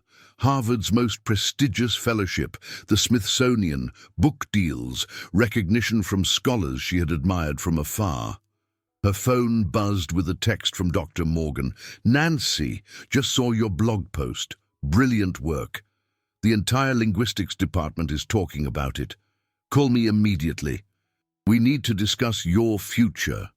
Another text, this one from a number she didn't recognize. "Miss Jensen, this is Marcus Thompson from Meridian Publishing. I believe I worked with you on the Croft project. I'd very much like to discuss a potential book deal for a collection of your translations. Would you be available to meet next week?" And then, buried among the congratulatory messages and professional opportunities, a single email that made her breath catch in her throat. The sender was Joshua Croft. The subject line read simply, "I was wrong." Nancy stared at the email for 10 minutes, her finger hovering over the delete button, before finding the courage to open it. Inside was not the lengthy apology she had expected, but something far more powerful. A brief message that acknowledged everything and promised nothing. Nancy, you were never just the translator. You were always the heart of this story. I should have known that from the beginning. I should have said it every day. I should have put your name first on every page. I was wrong about everything except this. Queen Zara's story lives because you gave it life. The world is lucky to hear your voice. I was lucky to work beside you. I'm sorry I was too proud and too scared to see what was right in front of me. Joshua. Attached to the email was a document, the title page of his completed manuscript. And there, in clear black letters beneath the title, The Desert Queen's Heart, were two names in equal prominence, by Joshua Croft and Nancy Jensen. Nancy closed her laptop and walked to her window, looking out at the quiet streets of her hometown, where fresh snow had transformed familiar landscapes into something magical and new. Somewhere in Connecticut, Joshua was probably sitting in his study, wondering if his gesture was too little too late, if professional acknowledgement could ever repair the personal damage he had inflicted. Somewhere in New York, Samuel Hill was probably preparing for his book launch, confident in his inevitable victory over a former friend who had always been too sentimental for his own good. But here, in this small bedroom where she had dreamed of becoming someone important enough to matter, Nancy Jensen realized that she had already won the most important battle of all, the battle to believe in her own worth. Whether or not she chose to forgive Joshua, whether or not their professional partnership could be salvaged, whether or not their personal connection could survive his betrayal and her wounded pride. None of that could take away what she had discovered about herself. She was brilliant, valuable, and strong enough to stand alone if necessary. She had a voice that the world wanted to hear, insights that could reshape scholarly understanding, and a future bright with possibilities she was only beginning to imagine. Everything else, forgiveness, second chances, the terrifying prospect of loving someone who had hurt her deeply but who might have learned from his mistakes, was just the next chapter waiting to be written. The letter arrived on a Friday morning, delivered by courier to Joshua's front door in a cream-colored envelope that bore Nancy's careful handwriting. Inside, 2 pages of university letterhead contained words that would either save him or destroy his last hope of redemption. Joshua carried the letter to his study, where Queen Zara's journals lay open on his desk, the manuscript they had created together scattered across every available surface. For 2 weeks, he had been trying to work alone, attempting to complete the final chapters without Nancy's insights. The results were technically competent, but emotionally hollow. Exactly the kind of calculated storytelling he had always despised. With trembling hands, he unfolded Nancy's letter. "Joshua," it began, her formal tone a knife through his heart. "Thank you for adding my name to the title page. It means more than you know, but it's not enough." Joshua felt his heart sink as he continued reading, each word a confirmation of his worst fears. "I've been offered a position at Harvard beginning in January, full fellowship, research opportunities, the chance to work with manuscripts I've dreamed of studying since I was an undergraduate. Dr. Richardson is offering me everything I've worked toward: recognition, respect, independence, the opportunity to build my own reputation based on my own merit." He set the letter down, unable to continue. She was leaving, moving on without him, building a life that didn't include their shared work or their complicated relationship. He had waited too long, hurt her too deeply, failed to recognize her worth until it was too late to matter. The grandfather clock ticked in the silence, marking time that felt suddenly precious and finite. Outside his study windows, December light fell slanted and pale across the garden where his mother had once grown roses. where he had walked as a child listening to his father's stories about ancient civilizations and lost loves. He forced himself to pick up the letter again. However, Nancy's careful script continued, and Joshua's heart jumped at that single word of possibility. I'm willing to consider one alternative. If you're genuinely interested in making this a true collaboration, if you're prepared to acknowledge me as a co-author publicly, not just on the title page, but in every interview, every book event, every professional context where our work is discussed. And if you can honestly say that you see me as an equal partner rather than a talented assistant who got out of line, then we can discuss finishing this project together. Joshua read the paragraph 3 times, hardly daring to believe what he was seeing. She wasn't saying yes, but she wasn't saying no either. She was offering him a chance to prove that the recognition he had given her in Publishers Weekly was genuine, not just damage control or public relations. The final paragraph made his hands shake. I know you've been struggling to complete the manuscript without me. Marcus Thompson called yesterday to discuss timeline concerns. And Dr. Morgan mentioned seeing you at the university library, researching Arabic poetry with the desperation of someone who had lost his map in unfamiliar territory. Joshua winced at the accuracy of her observation. He had indeed spent hours in the stacks, trying to understand nuances that Nancy had explained effortlessly, attempting to recapture insights that had flowed naturally from their collaboration. I'll be giving a reading from my translation work at the university next Friday evening, 7 o'clock, the Graduate Student Lounge in Hartwell Hall. It's part of a symposium on emerging voices in medieval studies, and I'll be presenting my independent analysis of Queen Zara's wedding sequence. The passage you rejected 4 times because it didn't meet your standards of perfection. Joshua closed his eyes, remembering that morning when Nancy had offered him multiple interpretations of the ancient queen's emotional complexity, when he had dismissed her work as indecisive rather than recognizing it as comprehensive. If you choose to attend, the letter continued, I'll take that as a sign that you're serious about change, about genuine partnership, about seeing me as something more than a convenient resource for your creative vision. If not, I'll wish you well with your book and begin my new life at Harvard, where my contributions will be valued from the beginning rather than acknowledged as an afterthought. She had signed it simply Nancy, but even that small intimacy felt like a gift he might not deserve. Joshua read the letter again, then walked to his study window and stared out at the Connecticut countryside where winter was settling in with serious intent. The trees stood bare and honest against the grey sky, stripped of pretense, waiting for spring's uncertain return. He thought about Samuel's book, due for release in 10 days. Early reviews were calling it masterful, a triumph of historical fiction that would likely dominate awards season and bestseller lists. Joshua's own book wouldn't be published for another 6 months, giving Samuel's work time to capture the market and define public expectations for medieval historical fiction.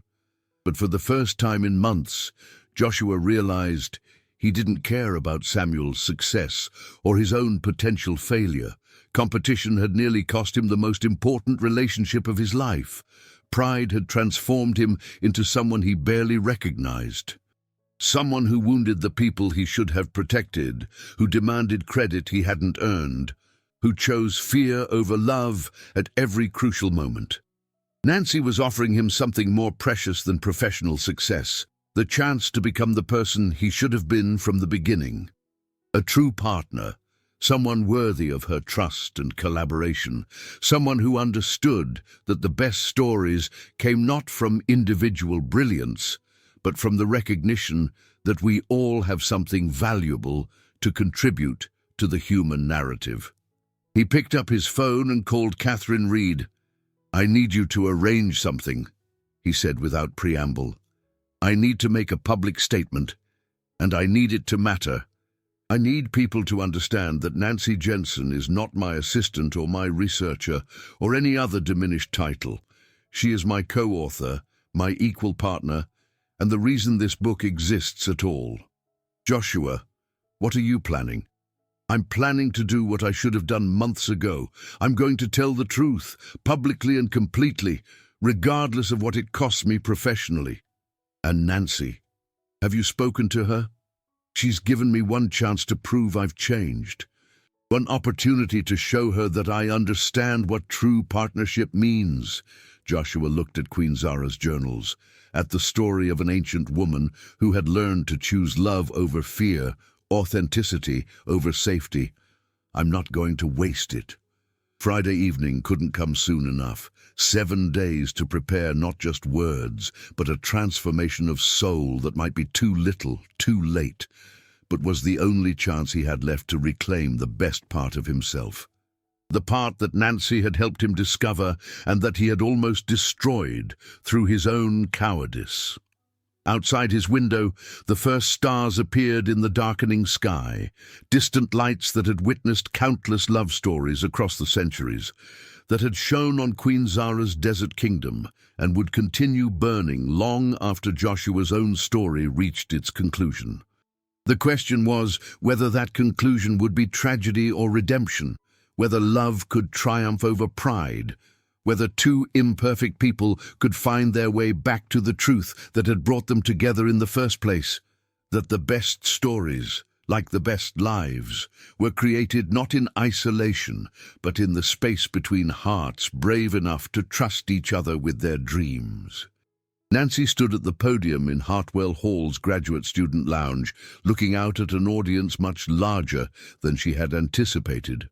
What was supposed to be a small evening presentation for fellow graduate students and faculty members had somehow expanded to include reporters, publishing industry professionals, and what appeared to be half the university's medieval studies community.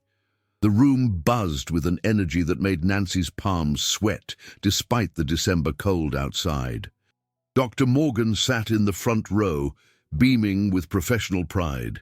Her parents had driven down from Springfield and occupied seats in the third row, looking both nervous and amazed to see their youngest daughter commanding such attention. Rebecca and James had made the trip from Boston, bringing little Sophie, who was currently mesmerizing nearby audience members with her 2-year-old commentary on the proceedings. But the face Nancy was looking for, the one she both hoped and feared to see, remained invisible in the crowd of expectant listeners. Dr. Patricia Morgan stepped to the podium first, offering an introduction that made Nancy's cheeks burn with embarrassment and pride in equal measure. Ladies and gentlemen, it's my privilege to introduce Nancy Jensen, a doctoral candidate whose recent work has generated unprecedented excitement in our field. Miss Jensen's translation of medieval Arabic poetry has been praised by scholars at Harvard, Yale, and Columbia as representing a breakthrough in our understanding of how to bridge historical and contemporary voices. Her work demonstrates that translation is not merely a technical exercise, but an act of creative interpretation that can illuminate truths hidden for centuries. Nancy stepped to the microphone, her prepared remarks suddenly feeling inadequate for the moment she found herself in. The audience settled into expectant silence, and she realized that everything she had worked for, dreamed of, and sacrificed had led to this moment. Good evening. I'm Nancy Jensen, and I want to thank you all for coming tonight. I'd like to begin by reading from the work that started this whole journey, my translation of Queen Zara's wedding preparations, written in the 13th century by a desert queen whose voice has been waiting 700 years to be properly understood. As she began to read, Nancy felt the familiar peace that came from immersing herself in the ancient queen's words. The audience seemed to lean forward, drawn in by the emotional honesty of the text and Nancy's passionate delivery. I submitted to their ministrations because I had learned that a queen's greatest duty is not to her people or her crown, but to the careful burial of her own dreams. They adorned me in silk and gold, but no amount of finery could disguise the fact that I was dressing for my own funeral. Yet in that moment of apparent surrender, I discovered something unexpected, that choosing sacrifice with conscious intention is not the same as accepting defeat. It is, perhaps, the highest form of love. The room was utterly silent when she finished, the weight of Queen Zara's words settling over the audience like a benediction. Nancy looked up to see faces moved by the power of the ancient queen's voice, by the universality of her struggle between duty and desire, by the wisdom that transcended centuries and cultures. "This translation represents something crucial to me," Nancy continued, her voice growing stronger with each word. "It represents the discovery of my own voice as a scholar and as a person. For too long, I allowed others to define my worth, to determine how much credit I deserved for my contributions, to decide whether my ideas were valuable enough to share with the world." She spotted familiar faces throughout the audience, professors who had encouraged her, fellow students who had supported her dreams, family members who had sacrificed to make her education possible. But still, the face she was searching for remained absent. Queen Zara taught me that real strength isn't about being perfect or invulnerable. It's about being authentic, even when that authenticity costs us something precious. It's about speaking our truth, even when others might prefer our silence. It's about recognizing that our voices matter, regardless of our age, our experience level, or other people's expectations. Nancy closed her notebook and looked directly into the audience. "I'm often asked about my work with Joshua Croft on his upcoming novel, The Desert Queen's Heart. It's been an honor to contribute to that project, but I want to be clear about something. Translation is not a service industry. It's not about converting words from one language to another like some kind of human computer. Real translation is interpretation, insight, creative collaboration. It's about bringing ancient voices back to life with all their complexity and contradiction." A reporter in the front row raised her hand. "Miss Jensen, there have been reports that you and Mr. Croft had creative differences that ended your collaboration. Can you comment on that?"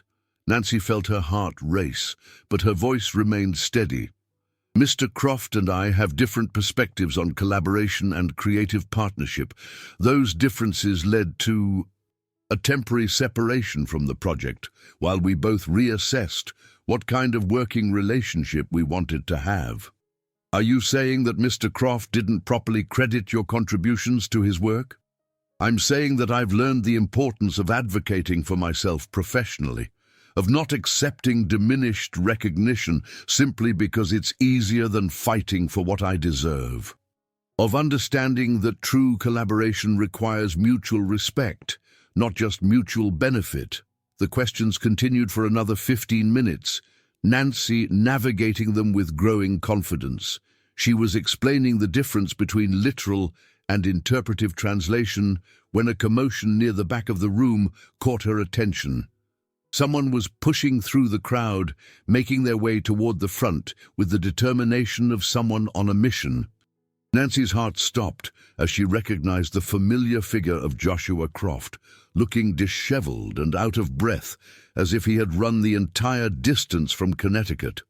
The audience turned to follow Nancy's gaze, and a murmur of recognition rippled through the room. Several people began taking pictures, sensing that something significant was about to happen. "Mr. Croft," someone called out, "are you here to respond to Miss Jensen's comments about your collaboration?" Joshua stopped in the center aisle, his blue eyes finding Nancy's across the crowded room. For a moment that lasted an eternity, they looked at each other in complete silence. The successful author and the graduate student, the man who had hurt her and the woman who had changed him. Two people whose story had become impossible to separate from the ancient tale they had tried to tell together. "I'm here," Joshua said, his voice carrying clearly through the suddenly quiet room, "to say something I should have said months ago." He took a step closer to the podium, his gaze never leaving Nancy's face. Nancy Jensen is not my translator. She is not my assistant, my researcher, or any other diminished title I might have used to protect my own ego. The audience was completely still, sensing the importance of whatever was about to happen. Nancy Jensen is my co-author, Joshua continued, his voice growing stronger with each word. She is the heart and soul of the Desert Queen's heart, and any success the book achieves will be as much hers as mine, more than that. He paused, his eyes filled with something Nancy had never seen there before, complete humility coupled with unwavering determination. She is the most gifted scholar I have ever worked with, the most insightful interpreter of human nature I have ever encountered, and I was a fool to let my pride blind me to her extraordinary worth. Nancy felt tears spring to her eyes, but she remained frozen at the podium, afraid that moving or speaking might shatter whatever was happening between them. "I'm not asking for forgiveness," Joshua said quietly, his words meant for Nancy but spoken to the room. "I know I don't deserve it. I'm simply stating the truth, publicly and completely, because Nancy Jensen deserves to have the world know what I was too proud to admit, that she didn't just contribute to my work. She elevated it. She made it worthy of the story we were trying to tell." The room erupted in questions and camera flashes, but Joshua didn't break eye contact with Nancy. "The choice is yours," he said, his voice carrying over the chaos. "Partner or not, co-author or not, the world needs to hear your voice. I just hope—" his voice broke slightly. "I just hope you'll let me continue to hear it too." Nancy stared at this man who had begun as her literary hero, become her greatest heartbreak, and was now offering her something she had never expected, complete public acknowledgement of her worth, with no conditions attached, no guarantees of forgiveness, no expectation of personal reconciliation. He had come not to win her back, but to set her free, to give her the professional recognition she deserved, regardless of what happened between them personally. It was, Nancy realized, the most loving thing he could have done. The audience waited in breathless silence as Nancy stepped away from the podium and walked toward Joshua, her heart pounding with a mixture of terror and hope. When she reached him, she looked up into his face and saw not the arrogant author who had dismissed her contributions, but a man who had learned the hardest lesson of all, that love was not about possession or control, but about recognition and choice. "Joshua," she said quietly, her voice meant for him alone, despite the crowd surrounding them. "Are you asking me to trust you again?" "I'm asking you to trust yourself," he replied. "To know your own worth, with or without me, to choose what's best for your career, your happiness, your future, regardless of what I need or want or hope for." Nancy felt something shift in her chest, a recognition that the man standing before her was not the same person who had wounded her so deeply. This Joshua understood partnership in a way the previous version never could have. That real love meant wanting the other person's highest good, even if it meant losing them. "In that case," Nancy said, her voice growing stronger, "I choose both. I choose Harvard for my doctoral studies because I've earned that opportunity and I intend to make the most of it. And I choose to finish Queen Zara's story with you because our collaboration created something neither of us could have achieved alone." She paused, looking into his eyes with complete clarity. "But this time we do it as true partners, equal billing, equal decision-making authority, equal recognition for our contributions. Can you handle that?" Joshua's smile was radiant, transforming his entire face.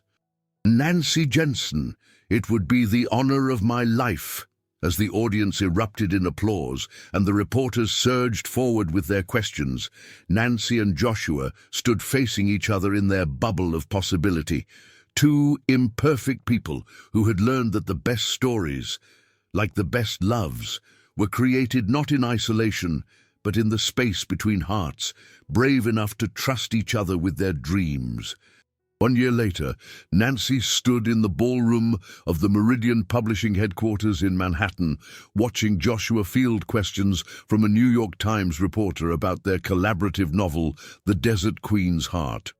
The book had been #1 on the bestseller list for 8 consecutive weeks, praised by critics for its emotional authenticity and linguistic precision, hailed by scholars as a breakthrough in historical fiction, and embraced by readers who had found themselves moved to tears by Queen Zara's story of love, sacrifice, and ultimate redemption. The evening's launch party sparkled with literary success. Crystal champagne flutes, elegant canapes, conversations conducted in the hushed, reverent tones reserved for cultural events where art and commerce intersected successfully.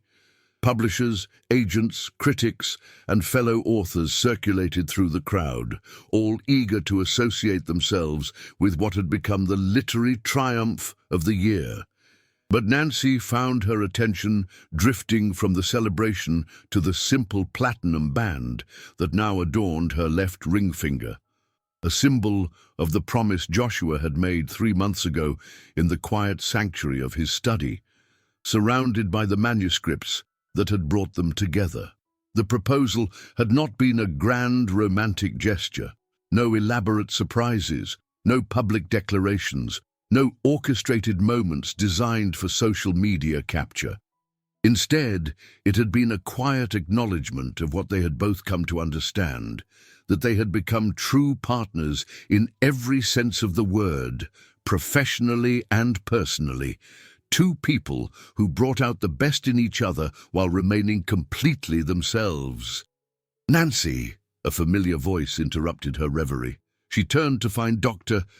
Amelia Richardson approaching with champagne glasses, her face glowing with the satisfaction of a mentor whose protégé had exceeded every expectation. "Professor Richardson," Nancy smiled, accepting the offered glass. "Thank you for making the trip down from Harvard. I know how busy your schedule is. My dear, I wouldn't have missed this for anything. Watching you accept your National Book Award nomination last month was wonderful. But seeing you tonight, confident, accomplished, recognized as the scholar you always had the potential to become, it's extraordinary." Nancy felt warmth spread through her chest. The journey from that nervous graduate student who had stumbled into Joshua's foyer seemed like a lifetime ago, though the calendar insisted it had been only 18 months. "How does it feel to be a best-selling author?" Dr. Richardson asked with a twinkle in her eye. "Surreal," Nancy admitted. "1.5 years ago, I was struggling to pay rent and questioning whether I had anything valuable to contribute to the world.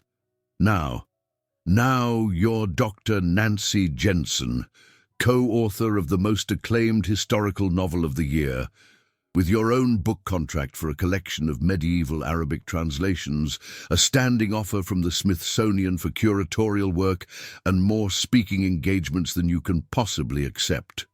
Dr. Richardson clinked her glass against Nancy's. "Not bad for someone who used to stutter when nervous," Nancy laughed, the sound genuine and full of joy. "I still stutter sometimes, just not when I'm talking about things that truly matter to me. And Joshua matters to you." "Joshua sees me," Nancy said simply, her gaze finding him across the crowded room where he was engaged in animated conversation with their editor. "Not the person he wants me to be, not the person he thinks I should be, just me. The real me, with all my imperfections and complications and stubborn insistence on being treated as an equal." "That's a precious gift," Dr. Richardson observed, "especially in a world that often wants to diminish women who dare to claim their intellectual space." Across the room, Joshua caught Nancy's eye and smiled, the expression transforming his face with genuine warmth. He moved through the crowd toward them with the easy confidence of a man who had learned to be comfortable not just in his own skin, but in the reflected glow of his partner's success. "Ladies," he said, joining their conversation with the natural grace Nancy had come to associate with the new Joshua, the one who had emerged from his cocoon of fear and pride like a butterfly discovering flight. Are you planning my professional demise? Just discussing Nancy's meteoric rise to scholarly stardom. Dr. Richardson replied with amusement. You must be very proud. Proud doesn't begin to cover it, Joshua said, his arms settling naturally around Nancy's waist. What Nancy has accomplished, the recognition she's earned, the doors she's opened for other young scholars, the way she's changed how people think about translation as creative interpretation. It's been extraordinary to witness. Nancy felt the familiar flutter of happiness that came from being genuinely celebrated by someone whose opinion mattered to her. We accomplished it together, she corrected gently. The book exists because of our collaboration, not just my translation work. The book exists because of your brilliance, Joshua replied firmly. I may have provided the narrative structure, but you provided the soul. Every review that praises our emotional authenticity, every reader who writes to say they felt connected to Queen Zara's heart, that's your gift to the world. Dr. Richardson watched this exchange with the satisfied expression of someone witnessing a partnership built on mutual respect and genuine affection. If you'll excuse me, I see several colleagues I need to greet. Nancy, we'll talk soon about your progress on the Smithsonian project. After she left, Nancy and Joshua stood together in the swirling celebration, anchored by their connection in the midst of professional triumph. Any word from Samuel? Nancy asked quietly. Joshua's expression grew thoughtful. Actually, yes. He sent a congratulatory note yesterday. Very brief, but he paused, considering his words. I think our success has given him some perspective. The Sultan's Daughter was technically excellent, but it disappeared from bestseller lists after 6 weeks. I think he's beginning to understand the difference between manufactured drama and authentic storytelling. Do you think you'll ever be friends again? I don't know. Too much has happened. Too many cruel things were said. But I hope he finds what he's looking for. Genuine inspiration instead of calculated success. Stories that matter instead of stories that simply sell. Nancy nodded, understanding. The year had taught her something important about forgiveness, that it wasn't always about reconciliation, but about releasing the poison of resentment so that love could flourish in the space left behind. Nancy, Joshua said, his voice growing serious, I want to show you something. He pulled a folded piece of paper from his jacket pocket, his expression mixing excitement with something that looked almost like reverence. What is it? Remember the letter I mentioned finding in my father's papers, the one from the estate sale where he bought Queen Zara's journals? Nancy's eyes widened. You mean there really are more manuscripts? Not just more manuscripts. The final collection, Queen Zara's complete writings, including... Joshua's voice grew soft with wonder, including her love letters to the man she eventually married, the merchant from Damascus who waited 7 years for her to be free to choose love over duty. Nancy took the letter with trembling hands, reading the description of manuscripts that could contain the rest of Queen Zara's story. The chapters that revealed how the Desert Queen had learned to balance power with love, duty with personal happiness, the needs of her people with the longings of her own heart. Joshua, she whispered, this could change everything we thought we knew about her life, about medieval women's capacity for agency and choice. I know, which is why I made an offer on the entire collection this afternoon. He grinned at her shocked expression, looking like a man who had just purchased the greatest treasure in the world. Consider it a wedding present. Though I suppose I should ask, Nancy Jensen, will you marry me? The proposal was so casual, so perfectly them, that Nancy began to laugh.